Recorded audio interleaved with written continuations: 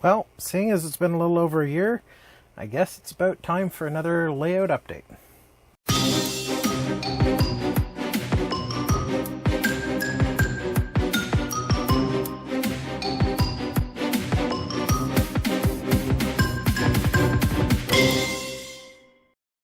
Hi everyone and welcome back to my layout.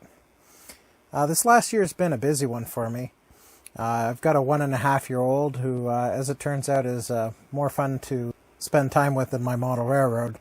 So I haven't gotten down here quite as much as I'd hoped to. But there still has been some progress and I'd like to share what I've got.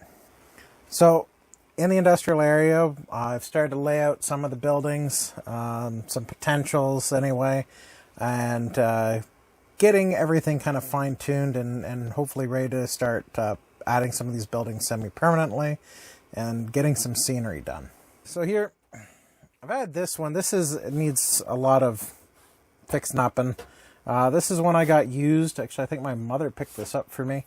But it fits actually well in the space. It's a little bit different than the original track plan. It actually had the building on the other side of these tracks, but I think it fits better here in this case, and I think I can still make it work. There'll be some kind of a industry here that this track will be for, and then I've also marked out where the road is going to be here. Now you might also be able to make out in the back there. Grab my pointing stick.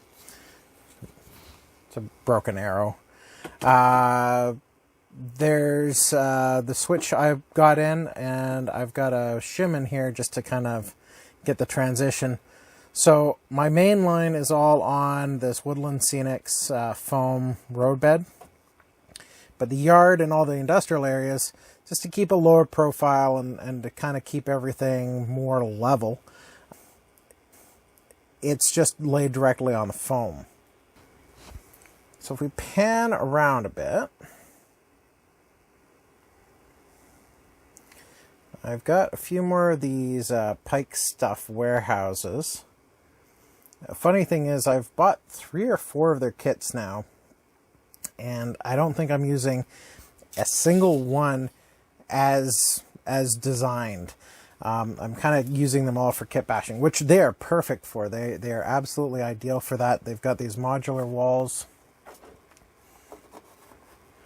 come in these pieces, and you can essentially make the building whatever you need.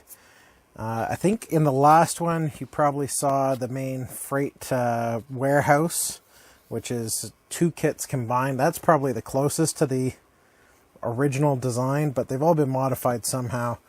So I've got this one here and this one.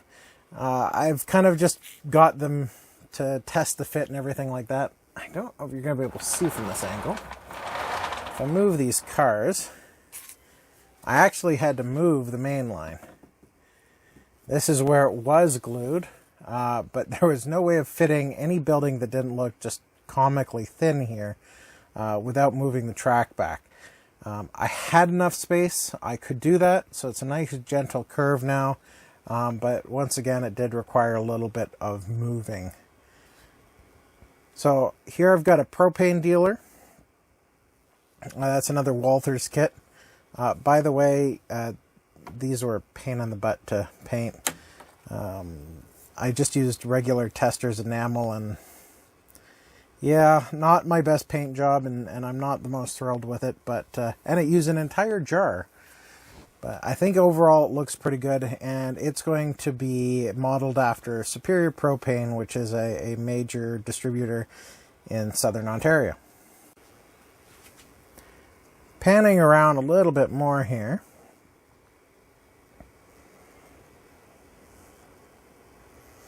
So I have, this is just an old building. This I've had for forever. This used to be on my 4x8 plywood layout that I had in my dad's basement. My very first layout. It's old. I got it pre-assembled at a train show used, but it actually fits here fairly well, and I might clean it up and touch it up and kind of bring it up to my modern standards, and it might actually stay there.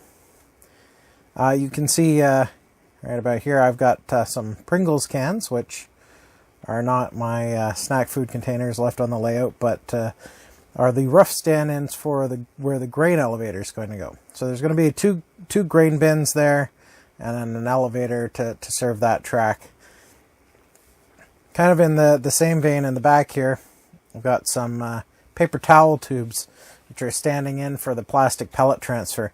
The one on the left is actually the first cylinder. Since I've started to kind of test fit everything, I did actually get the kit, and yeah, the paper towel tubes are a reasonable stand-in, although they're much taller, as you can see.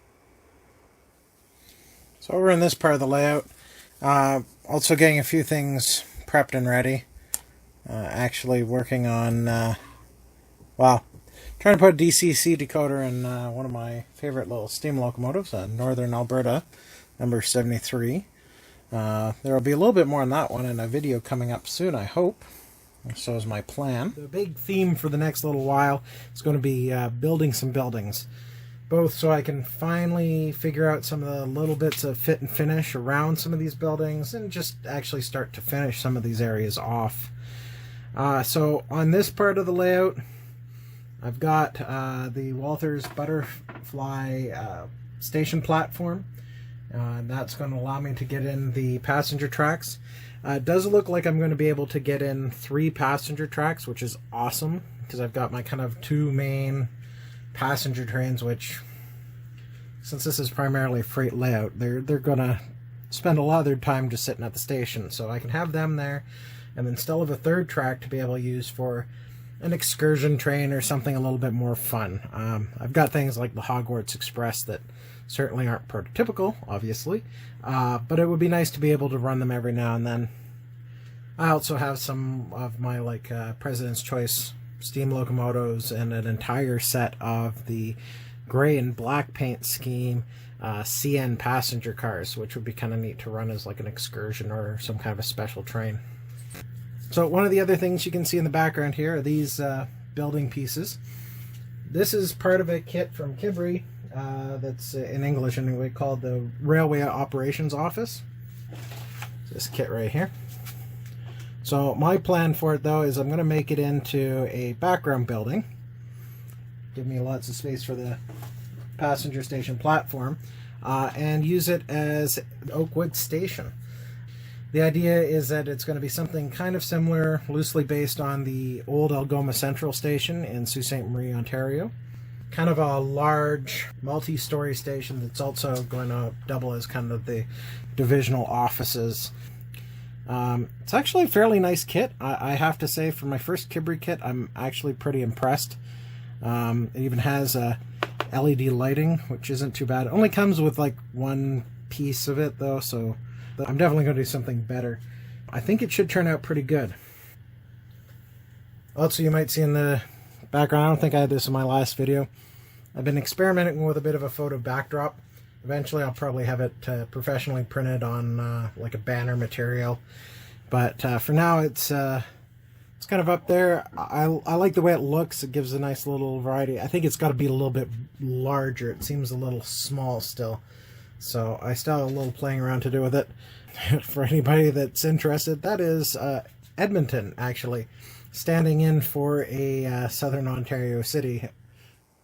So as I've been kind of mentioning, this is going to be a period where hopefully a lot of buildings are going to get built, start to actually make sure everything's going to fit so I can start getting some scenery in around the buildings. So let me show you a couple of the other ones I've gotten. Got another Kibri kit. This is a control tower. I like this in particular because it's not exactly a perfect North American prototype, but there's very similar control towers all over the place. Actually, in Edmonton and Walker Yard, there's a control tower. It's got much more of an office complex attached, but it's got that similar kind of bayed window overlooking the yard. So I figured this would be a real nice touch from my main yard as kind of the modern operations center. So that's one building I've got to put together. Also thinking, I'm probably going to try to build this. This is another one I picked up at a show years ago. It's got $2 written on it. I don't know if I actually paid that much for it. Hey, and look at that. It's, wow, 1984. I won't date myself too much, but, yeah. So that's an interesting building. I do have some minor concerns with it. Let me crack it open.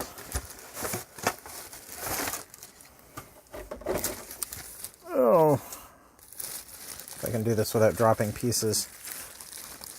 If you have a look, you can see here through the plastic bag, the brick detail is fairly coarse. It's not horrible for a 30-year-old kit, but it's fairly coarse. I'm debating whether it's worth cutting that off. Ooh, focus is an issue. Cutting that off and using some of like the Walthers brick sheets or something like that to give it a little more detail, but you know, all in all, it's kind of a cool kit. And I think if I paint it and give it a little detail, it should actually look pretty good. There was one of these right around the corner from where I grew up, and actually one not far from my high school too, that I have fond memories of. So having a Pizza Hut is kind of a modern-ish chain, although they don't quite look like this anymore for the most part. Would be a nice touch. So I've got this kit too. This is, I think I bought this when I was in high school, or possibly even before. It was actually assembled at one point, but interestingly enough, it's kind of disintegrated over the years. Obviously, I didn't glue it very well. So I'm going to use that opportunity to kind of repaint it, get it detailed up, and get it put back together. It'll be a nice building I can add to my city scene. There's the, whoop, wow, that's a big box. Butterfly platforms, got to get those painted, built. That's one of the primary things I've got to do to kind of figure out the layout of my passenger tracks. There's a couple of other buildings I picked up. These ones are going to have to wait for a while. I got pulp tanks and a craft mill. Oh, that's a big box. And they'll be eventually for some kind of a paper or pulp plant. That's going to be some ways off still. I don't have even the area built, Benchwork built for where that's going to go. But they were discontinuing them at Walthers, so I wanted to make sure I got them before they were unavailable. So I'm also going to have to do a fair amount of maintenance. I had to do a little concrete work in the basement this summer, and yeah, there is dust on everything. So right now the trains don't run so good. I need to run the cleaner through the yard. I do have, even that box is covered in grime, this rail cleaner, which does actually work pretty good. So I'll have to get that running back and forth through the yard here. Get the track all cleaned up so I can at least do some switching. So in the about year and a half since starting my layout, actually a little bit more than that now, one thing I've come to realize is that my original plan of kind of doing it in a one module at a time approach, finishing the track work, scenicking it, which included building my main yard and an industrial complex so I could have some operations. One thing I didn't really anticipate is that I actually really miss just being able to run a train. And without a loop, it's kind of hard. Actually, at the moment, I can't even take a full train out of the yard onto the main because I don't have enough of the main line laid. So it's led me to start to think about expansion. I also got a bunch of previous Code 100 track that was actually part of my old layout in my dad's basement. And I'm going to see if I can work towards completing some kind of a loop, or at least extending the main line, so I can actually possibly run some trains as opposed to just doing switching operations. So as part of that, I've started to actually build some new sections of Benchwork. This is one you can see in the background here. Is my electrical panel. It had some challenges. I obviously need that to still be accessible. So this was one of my first challenges to work around. This section of Benchwork slides out super easily. The plan is to make this whole section removable for access. And also I didn't want to just build around, because obviously an electrical panel you need to be able to have easy access to. So it's going to have to be a bridge here. I'm probably going to use something like these. This is the microengineering kits. Little advertising for London Hobby Shop there. I actually bought these for a previous project, but I think that it's kind of the look and openness I want. I'm probably going to get, these are 50-foot spans. I'll probably get some 85-foot spans, which I believe is the largest, just to make spanning such a huge area a little bit better, because this whole area I'm just going to do like a valley, and have it traversed by a bridge, make it really easy to remove and get out. So I'm going to build some contours here out of foam. This is some packing material that I'm just kind of using to, I guess you could say, for demonstration purposes. Do mostly this extruded foam will get built up to the correct level, fairly steep, so I can kind of keep this area as open as possible. As I said, it'll just kind of be set in, so it's all removable. I'll have to come up with some way of kind of securing the track as best I can, but so it still can be removed easily. So this is also probably a good opportunity to have a little bit of a look at how I generally do bench work.